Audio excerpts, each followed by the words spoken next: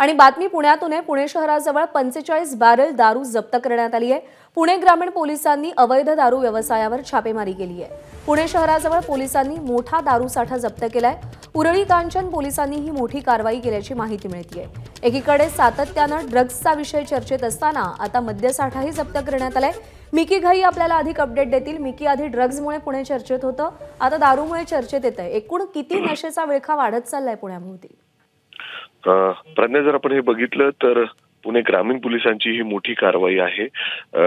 ग्रामीण भागामध्ये वेगवेगळ्या ठिकाणी ही जी गावठी दारू आहे ती बनवली जाते। पोलिसांना या संदर्भातली माहिती मिळालेली होती आणि थेट त्यांनी पूर्ण टीम घेऊन त्या ठिकाणी पोहोचले। एवढंच काय तर जेसीबीच्या सहाय्याने हे मोठे मोठे जे अशा ठिकाणचे ठिये आहेत ते उद्ध्वस्त करण्यात आलेले आहेत आणि त्या ठिकाणाहून जवळपास 9,000 जी देशी दारू असते, गावठी दारू असते, ती त्या ठिकाणाहून जप्त करण्यात आलेली आहे। एवढंच काय तर या गावठी दारू बनवण्यासाठी किंबहुना जे रसायन लागत असतं वेगवेगळे त्याचे देखील जवळपास जप्ती करण्यात आलेली आहे। वेगवेगळे जवळपास 45 बॅरल अशी ही दारू जप्त करण्यात आली आहे।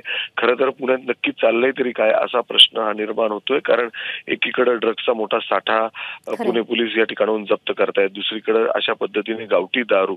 त्यामुळे आता पुणे पोलीस ऍक्शन मोड मध्ये आहेत। मात्र अशा पद्धतीने मोठ्या इल्लीगल ड्रग्ज असेल, इल्लीगल त्याचबरोबर हे दारू साठा असेल, दारू बनवणं असेल, हे कशा पद्धतीने सुरू आहे आणि सातत्याने हे प्रकार समोर येत आहेत। खूप मोठ्या प्रमाणावरती मद्यसाठा, ड्रग्सचा साठा जप्त केला जातोय।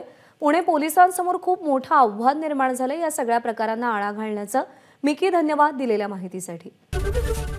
एबीपी माझा, उघडा डोळे बघा नीट।